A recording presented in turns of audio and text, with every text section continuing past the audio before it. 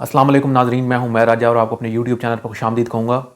आज हम बात करेंगे पाकिस्तान और इंडिया के मैच के हवाले से और जो कुछ पेशरफ्त हुई है उस पर मैं बात नहीं कर सका, उस पर बात करूँगा। और क्या जो आईसीसी की प्रेस रिलीज़ आई है और जो पाकिस्तान ने वर्ल्ड कप में शिरकत का फ़ैसला किया है, क्या पाकिस्तान को ये फ़ैसला करना चाहिए था या नहीं करना चाहिए था, और आईसीसी की प्रेस रिलीज़ में जो पाकिस्तान से रिलेटेड जो मुतालबे थे वो क्यों शामिल नहीं हैं, इस पर बात करूँगा। और इसके अलावा बात करूँगा पाकिस्तान और यूएसए के मैच के हवाले से। जिस चीज़ का मुझे डर था वो तो नहीं हुई, कि मुझे लग रहा था कि अमेरिका यूएसए जो है वो फिर पाकिस्तान को अपसेट ना कर दे, लेकिन ऐसा नहीं हुआ। और अब जो पाकिस्तान और इंडिया के मैच का जो मज़ा है ना वो अब ज़्यादा आएगा। और अब देखना ये होगा कि पाकिस्तान जो है वो किस अप्रोच के साथ इंडिया के साथ मैच के लिए जाता है। तो प्रोग्राम शुरू करते हैं, लेकिन आगे चलने से पहले सबसे गुजारिश है कि चैनल को सब्सक्राइब कर लें। तो कल पाकिस्तान ने आखिरकार इंडिया के साथ मैच खेलने का फ़ैसला कर लिया। और जो आईसीसी की प्रेस रिलीज़ आई उसमें सब जो मुतालबे थे, जो भी चीज़ थी वो बांग्लादेश से रिलेटेड थी। और उस पर मोहसिन नकवी का भी यही बयान आया कि जी हम यही चाहते थे कि बांग्लादेश के साथ जो उनका नुकसान हुआ है उसका अजाला किया जाए।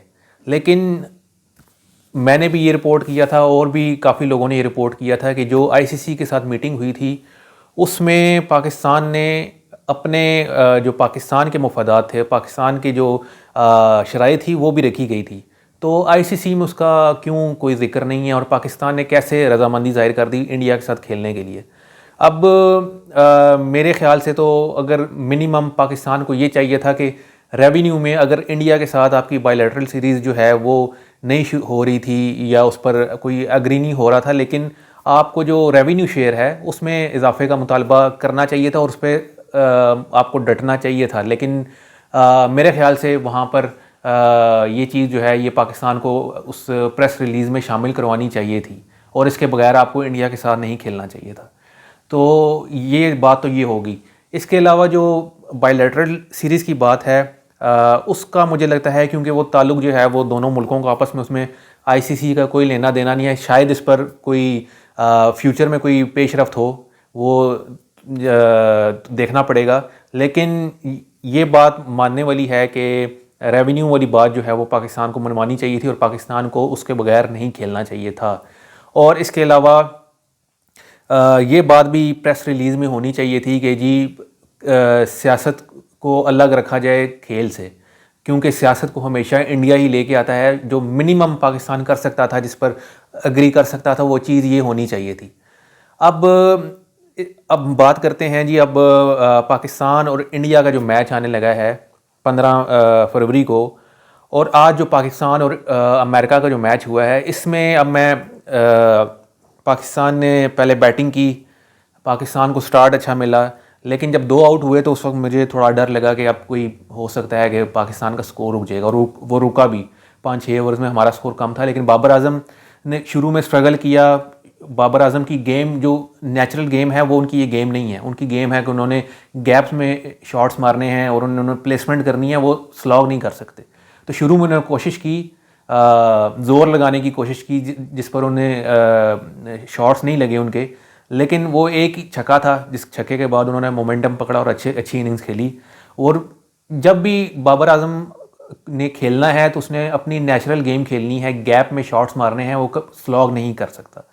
और मैं अभी भी यही कहूँगा कि बाबर आजम का ये वाला नंबर नहीं है। नंबर 4 पर बाबर आजम को आप किसी सूरत भी नहीं खिला सकते। आपको टॉप ऑर्डर पर एज एन ओपनर ही, अगर बाबर आजम को आपने T20 में खिलाना है तो आप एज एन ओपनर खिलाएं। और इसके अलावा मैं बात करना चाहूँगा, अब देखें जिस तरह आज पाकिस्तान ने मोहम्मद नवाज़ को ऊपर भेजा बैटिंग के लिए, तो उस्मान खान भी पड़े हुए थे। यहाँ पर आप देखें उस्मान खान पर आपकी टीम, अब जो टीम मैनेजमेंट है वो भी ट्रस्ट नहीं करती कि ये बंदा जो है ये आकर कोई जल्दी से कोई 10 बॉलों पर 30 रन बना देगा, 15 बॉलों पर 35 रन बना देगा। उन्हें भी उस पर एतमाद नहीं है और वो आया भी एंड पे ही था। अच्छा, अब आपने मिडिल ऑर्डर में एक ऐसा बैट्समैन रखा हुआ है, मिडिल ऑर्डर में जिस वक्त आपको एक्सेलरेट करने की ज़रूरत होती है उस वक्त आपके पास वो बैट्समैन है जो 118 के स्ट्राइक रेट से बैटिंग करता है। तो ये चीज़ें आपको मद्देनज़र रखनी होंगी। और अगले मैच में अल्लाह का वास्ता है, मैं पीसीबी को कहूँगा कि उस्मान खान की जगह ख्वाजा नाफे को शामिल करें। एटलीस्ट एक बंदा एग्रेसिव प्लेयर तो है, और आपको आगे इंडिया के साथ मैच के लिए ऐसे ही प्लेयर की ज़रूरत है। कोई आपका वीक लिंक जो है इंडिया के साथ मैच में नहीं होना चाहिए। अब इसके बाद आपने आज 5-6 स्पिनर्स खिला ली, उस्मान तारिक को आपने खिला लिया सलमान मिर्ज़ा की जगह। मैंने कल भी ये बात की थी कि चांसेस तो यही हैं कि उस्मान तारिक को खिलाया जाएगा और एक किसी फास्ट बॉलर को निकाला जाएगा, लेकिन सलमान मिर्ज़ा को निकालना ये समझ से बाहर है, क्योंकि सलमान मिर्ज़ा जो है वो एक इन पिचेस पर ख़ास तौर पर वो बड़ा डेंजरस बॉलर साबित हो सकता है। पहले मैच में भी उसने 3 विकेटें ली थी नीदरलैंड्स के ख़िलाफ़, तो वो उसकी जो स्पीड वेरिएशन है वो बड़ा तंग कर सकती है। मैं तो मेरी ये ख्वाहिश होगी कि पाकिस्तान जब पाकिस्तान का मैच है इंडिया के ख़िलाफ़, उसमें सलमान मिर्ज़ा को शामिल करना चाहिए। आज आपने देखा शाहीन अफरीदी ने जिस तरह की बॉलिंग की, एक्सपेंसिव साहब हुए और उन ऑफ कलर नज़र आ रहे हैं बहुत। तो शाहीन अफरीदी को आज बाहर बिठाया जा सकता था, लेकिन एज अ सीनियर प्लेयर मेरे ख्याल में नहीं बिठाया गया। तो सलमान मिर्ज़ा की तो अगले मैच में जगह बनती है, और आपको अगले इंडिया वाले मैच में आपको 2 फास्ट बॉलर और जिस तरह एक फ़हीम अशरफ, आपको जाना पड़ेगा। आप एक स्पिनर को बाहर निकालें, बेशक आप पे है आपने किस बॉलर को निकालना है और किस स्पिनर को आपने बाहर करना है, लेकिन एक फास्ट बॉलर आपका होना चाहिए टीम में। बैकअप प्लान अगर आपने सारी स्पिनर खिला दिए और उन्हें रन लगना शुरू हो गए, तो आपके पास क्या प्लान होगा? कोई प्लान नहीं होगा। इसलिए एक फास्ट बॉलर सलमान मिर्ज़ा को शामिल होना चाहिए टीम में। और आज उस्मान तारिक ने जिस तरह बॉलिंग की, एक तो मुझे लग रहा था उन्हें बहुत लेट लाया गया 12वें ओवर में, पहले लाया जा सकता था, लेकिन जिस तरह की उसने बॉलिंग की है, अभी मैं देख रहा था विक्रांत गुप्ता उसने भी तारीफ़ की उस्मान तारिक की कि बड़ा अच्छा T20 बॉलर लग रहा है। तो उस्मान तारिक जो है वो, क्योंकि इंडियन प्लेयर जो हैं वो फ़्लो के साथ खेलते हैं, उन्हें स्पिन को भी अच्छा खेलते हैं, फ़्लो के साथ खेलते हैं, लेकिन इस तरह का बॉलर जो है उस्मान तारिक टाइप बॉलर, वो बड़ा तंग कर सकता है इंडियन बैट्समैन को। तो इसलिए पाकिस्तान को उस्मान तारिक को तो मेरा ख्याल है खिलाना चाहिए पाकिस्तान को, और एक किसी आप स्पिनर को बाहर करें। आप मोहम्मद नवाज़ को निकालते हैं या अबरार को निकालते हैं, जिस मर्ज़ी को निकालें, लेकिन आपको एक उस्मान तारिक तो होना चाहिए। तो इसके साथ एक चेंज आपका जी, उस्मान खान की जगह आपको रखना है ख्वाजा नाफे को। और ये अगर आप टीम आपकी ये होगी तो आपके पाकिस्तान जो है वो अच्छी फ़ाइट कर सकता है इंडिया के साथ।